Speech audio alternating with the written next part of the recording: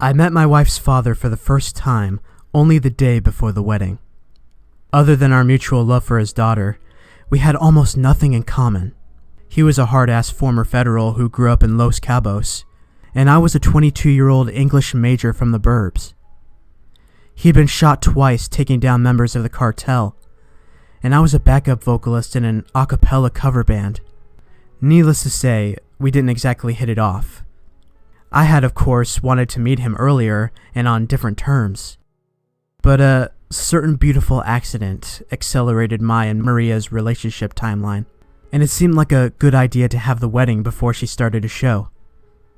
From the moment I first saw him and tried to shake his hand, to the moment he and Maria's mother drove away, I didn't see a single crack in his steely reserve. The man was not the smiling type, and I consider myself lucky to have gotten through without him taking a swing at me. I was a scrawny little guy, pale from a life lived almost exclusively indoors during the daylight hours. He was from an era where the signs of a good provider were the calluses on your hands and the grit in your soul. At the rehearsal dinner, Maria insisted I try to connect with her father. My two favorite guys in the whole world. How could I say no? Hector and I sat outside the manor, the two-story plantation-style bed and breakfast we'd rented for the weekend for the service and reception. As night fell, Maria and her mom made excuses and left us alone. I tried for small talk, but nothing was going to get through to this guy. Until... You feel like a drink? Hector turned away from the vineyard where he'd been casting a dead stare for the last half hour and raised his eyebrows at me. The closest I'd come so far to a smile, and I was grateful. You got any tequila? This made me hopeful. If there was one thing my liberal arts degree had taught me, it was how to drink.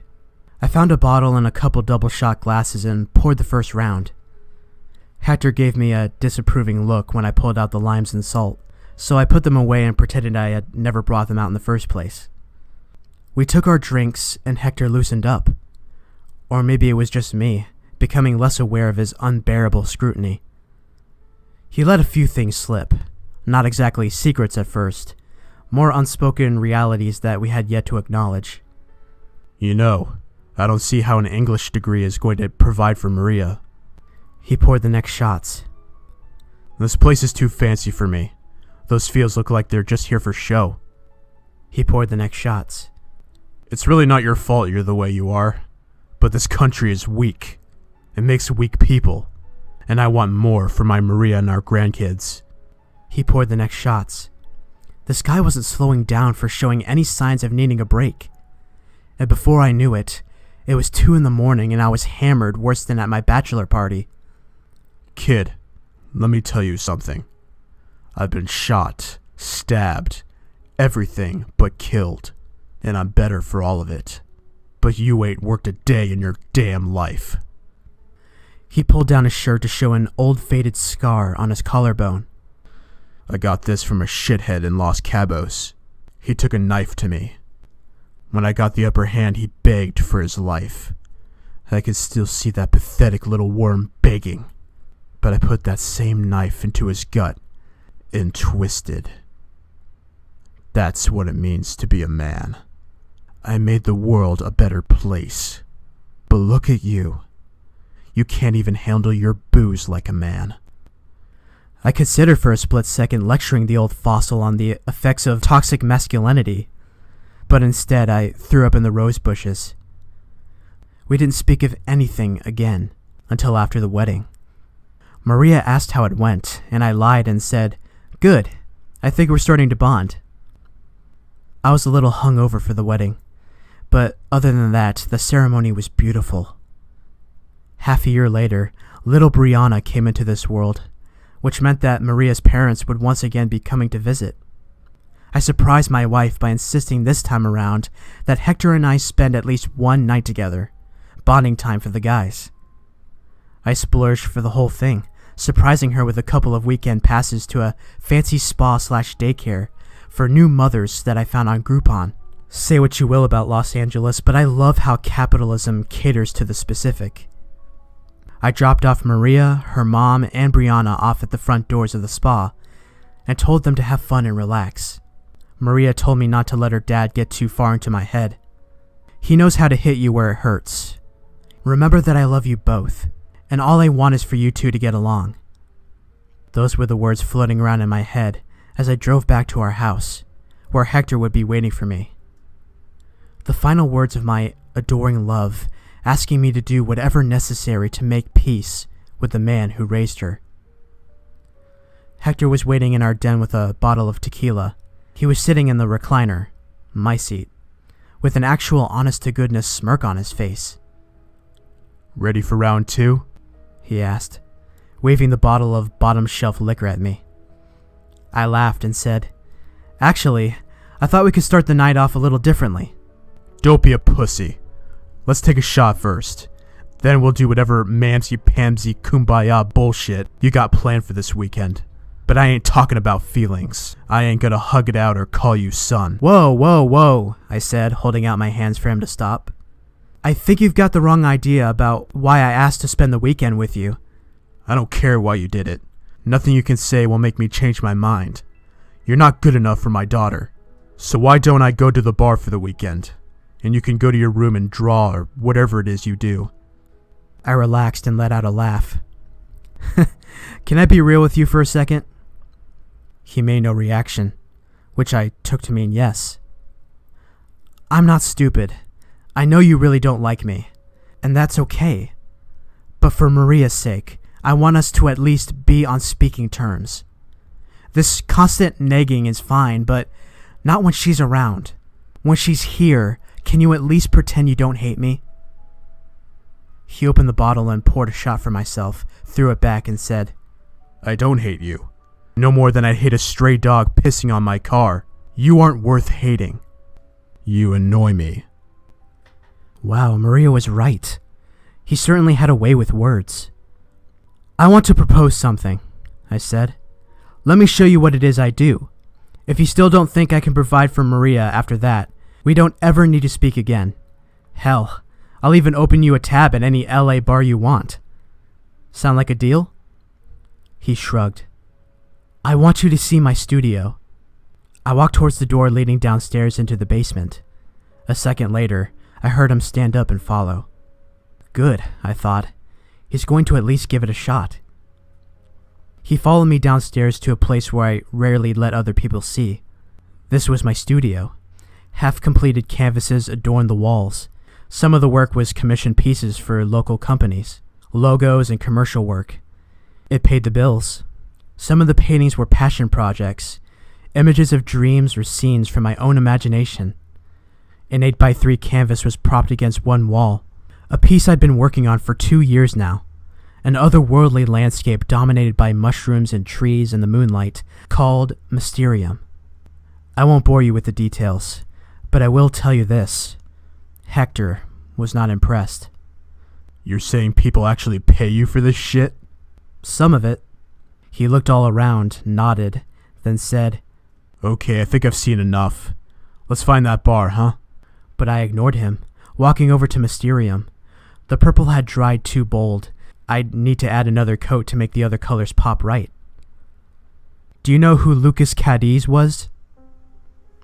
I turned to see that Hector was furrowing his brow. The question had taken him off guard.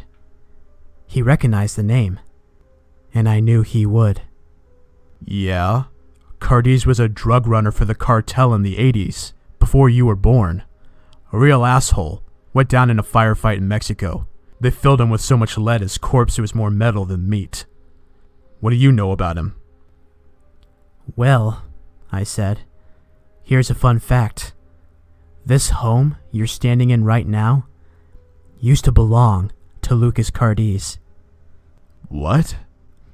Yeah, it wasn't a matter of public knowledge.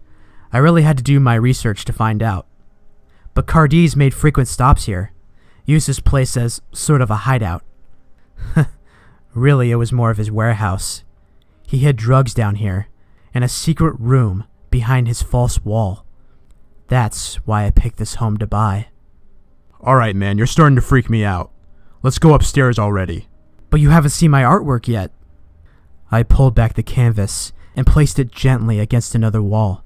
Even if the painting hadn't been there, I doubt anyone would have seen the switch on the wall if they weren't looking for it.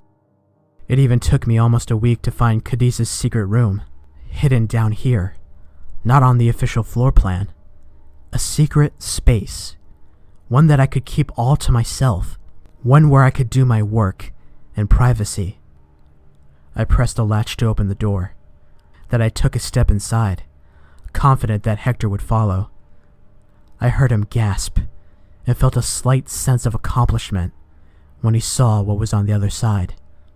Today's piece was a scumbag named Vincent Garcia, suspended by the shackles around his wrists, about 2 inches above the drain in the center of the concrete room. I could raise or lower the chain as much as I needed to, depending on my piece's height, and I always liked to keep them right about this far from the floor, close enough that they could almost reach the ground if they stretched.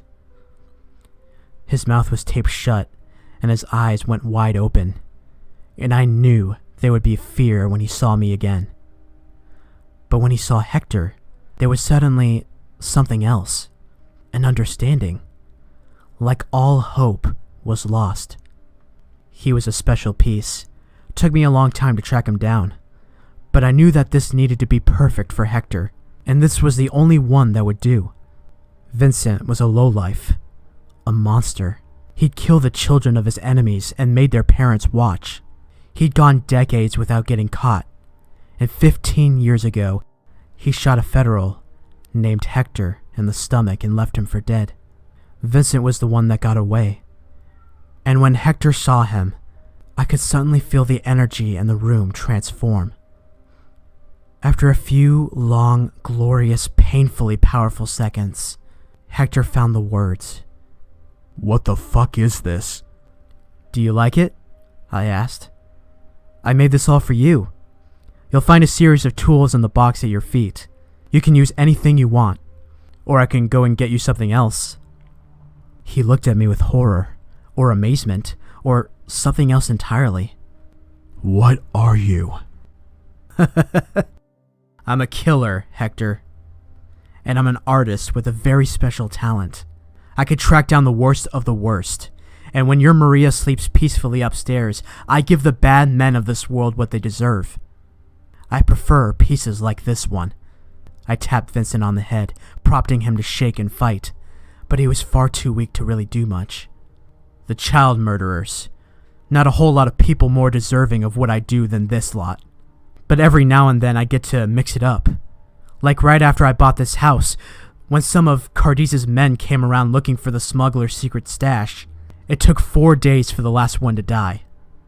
Sometimes I'll call the rapists, the mass murderers, the politicians. I gave him a wink. You're crazy, he stammered. Ah, come on now, Hector. You know this is the way the real world works. I didn't expect you, of all people, to turn out to be a big softy. I know you're probably thinking of pulling out the gun in your ankle holster and putting 2 in my ticker right now. And if that's what you want to do, I won't stop you. But I bet I could if I wanted. You see, I may look soft, but that's the same thing every one of these men thought before I choked them out and brought them down here. I may not be the strongest guy ever, but I'm faster than I look. Hector pulled the piece, just like I was afraid he might. But he didn't point it at me right away. He hesitated, aiming the gun at the ground. You kill people? He said, breathing heavily. Only bad people. And trust me, your girl has never been safer than she is with me. I considered keeping this all a secret, never telling a soul. But she wants so desperately for you and me to get along. I'll admit, I considered arranging for you to have an accident that left you at the bottom of a cliff with no arms or legs. I took a step forward, and he took one back. I thought you said you only kill bad people. Are you saying you don't think you're bad people? I asked with a smile. He pointed the gun at me and I snatched it away. He went pale and I said, "Sorry, natural reaction. Here." Then I extended the weapon by the barrel, offering it back to him. I could see the gears turning. Then finally, he did what I wanted him to do. He knelt down to the box of tools and picked out a saw blade. An excellent choice. I put the gun onto the ground and started for the door. Once this thing is closed, you could be as loud as you want. Nobody can hear anything through these walls. Wait a second, he said, prompting me to stop. Aren't you gonna stay and help? I looked at him, and he extended a long, sharp knife. As I reached to take it, Hector gave me the biggest smile. Now we're getting somewhere, I thought. As we began our first real night of father and son bonding, I couldn't help but suspect that it wouldn't be the last.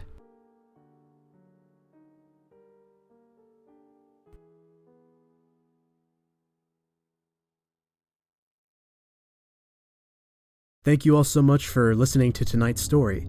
If you'd like to hear more, feel free to subscribe. If there's a horror story that you'd like me to narrate, feel free to email me at catacombslibrary@gmail.com. You can also follow me on social media using the links below, and if you'd like to donate to my Patreon, you can do that as well. I have exclusive content for those who do, and you will be financially supporting this channel, which I'll be very thankful for. For now, your visit to the catacombs has ended. Stay safe out there.